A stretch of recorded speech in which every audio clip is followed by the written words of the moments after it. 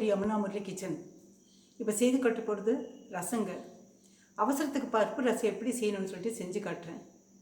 யாராவது கெஸ்ட் வந்துட்டாங்களோ இல்லைன்னா நம்ம செய்ய முடியாமல் இருக்கிறதோ அந்த டைமில் அவசரத்துக்கு ஒரு ரசம் வைக்கணும். டாக்டர் சொல்கிறாங்க இல்லைங்களா, ஒரு ரசம் சாதம் சாப்பிடுங்கன்னு சொல்லிட்டு, அந்த மாதிரி அதுக்கு தேவையான பொருட்கள் காட்டுறேன். என்னென்ன பொருட்கள் வேணும்னு சொல்லிட்டு செஞ்சு காட்டுறேங்க. நான் இப்போ செய்து காட்டுறேங்க. ஏன்னா பருப்பு ரசம், பருப்பு ஒரு தண்ணியில் போட்டு ஊற போட்டு வச்சுருக்கேன் ஒரு 10 நிமிஷத்துக்கு முந்தி. தக்காளி பழம் 2 கட் பண்ணி வச்சுருக்கேன். நான் புளி கரைச்சி வச்சுருக்கேன். புளி கரைச்சல் தேவையான புளி. இது கடுகு, கருவேப்பிலை, பூண்டு தட்டி வச்சுருக்கு, 2 வரமிளகாய் வச்சுருக்கேன், குருமிளகு 1 ஸ்பூனு, சீரகம் 1 ஸ்பூனு, கொஞ்சமாக வெல்லங்க, வெல்லம் கொஞ்சம் 2 பீஸு, மஞ்சள் தூள், பெருங்காயம். இப்போ செய்து காட்டுறேங்க. நான் இப்போ பருப்பு போட்டிருக்குங்க. செய்கிறதுக்கு முந்தி இந்த துவரம்பருப்பு ஊற போட்டுக்கிறத மிக்சியில் போட்டிருக்கேன். இதில் அந்த 1 ஸ்பூன் குருமிளகு நான் போடுறேன். நான் சின்ன ஸ்பூனு குருமிளகு, சீரகத்தை போடுறேன். சீரகம் 1 ஸ்பூனு, 2 வரமிளகா.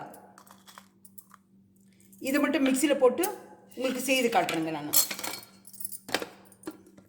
இதை மிக்சியில் போட்டு செய்து காட்டுறேங்க. நான் இப்போ கடாய் வச்சுருக்குங்க. நல்லெண்ணெய் ஊற்றுறேன். ஒரு ஸ்பூன் நல்லெண்ணெய் போடும்.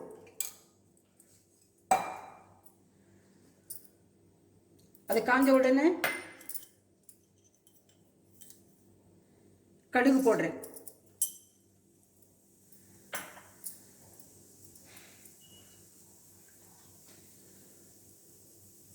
கடுகு பொரியட்டுங்க. நம்ம அது வரைக்கும் கொஞ்சம் வெயிட் பண்ணணும். கடுகு பொரிஞ்ச உடனே கருவேப்பிலை, பூண்டு போடலாம். வரமிளகா ஆல்ரெடி நம்ம இதில் மிக்சியில் போட்டு அடித்தாச்சு. குருமிளகு, சீரகம் கூட துவரம்பருப்பா மிக்சியில் போட்டாச்சு.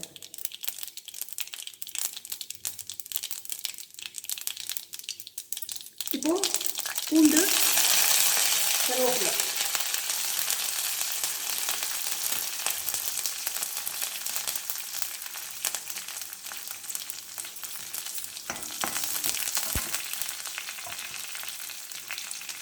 இப்போ இதுக்கு பெருங்காயத்தூள்,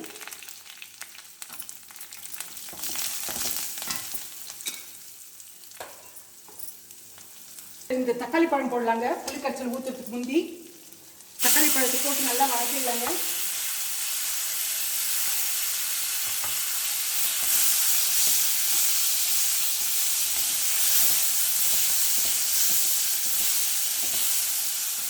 கொஞ்சம் மஞ்சள் பொடி போட்டுக்கலாம்.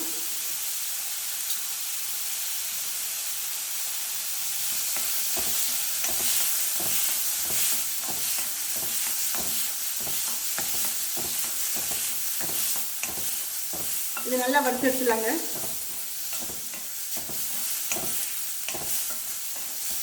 லாஸ்ட்டில் உப்பு போடலாங்க, கடைசியில்.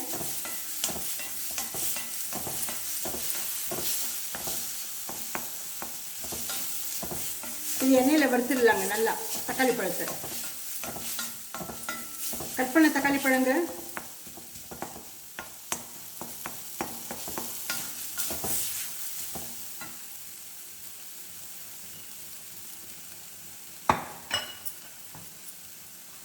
இப்போ இந்த பருப்பு, துவரம்பருப்பு, குருமிளகு, சீரகம்,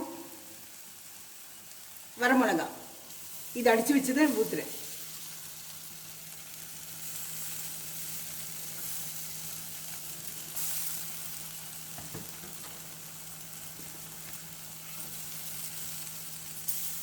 இதையும் ஒரு கலக்கிடலாங்க.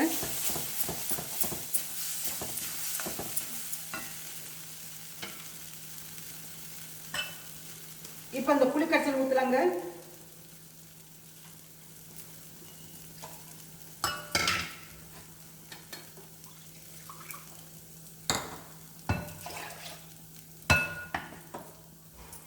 புளிக்கரைசல் ஊற்றும் போது நம்ம தேவையான தண்ணி ஊற்றிக்கலாங்க. இல்லை, இந்த அளவுக்கு ரசம் வைக்க போகிறோம். பார்த்தீங்களா, இதுக்கு தகுந்த மாதிரி புளி ஊற்றிருக்கேன், தக்காளி பழம் போட்டிருக்கேன்.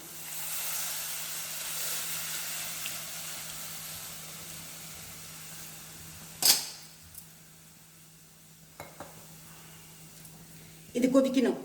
இதுக்கு தேவையான உப்பு போட்டுலாங்க. இப்போ நமக்கு தெரியும் எந்த அளவுக்கு ரசம் வைக்கிறோமோ அந்த அளவுக்கு உப்பு போடலாம்.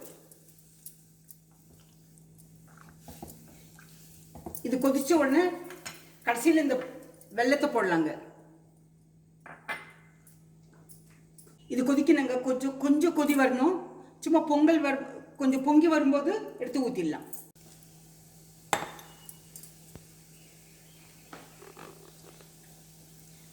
சும்மா ஒரு கொதிக்க வரைக்கும் நம்ம வெயிட் பண்ணலாங்க. சும்மா பொங்கி வரும்போது எடுத்து கொட்டிடலாம். கொத்தமல்லி தழை ஒரு பவுலில் போட்டு வச்சிருக்கேன் நான், அதில் கொட்டிடுறேன். இது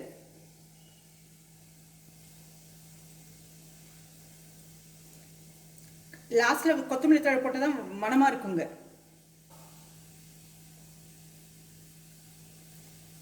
இப்படி வரும்போது ஆஃப் பண்ணிடலாங்க. இப்போ ஆஃப் பண்ணிட்டு எடுத்து கொட்டிடலாம். இதில்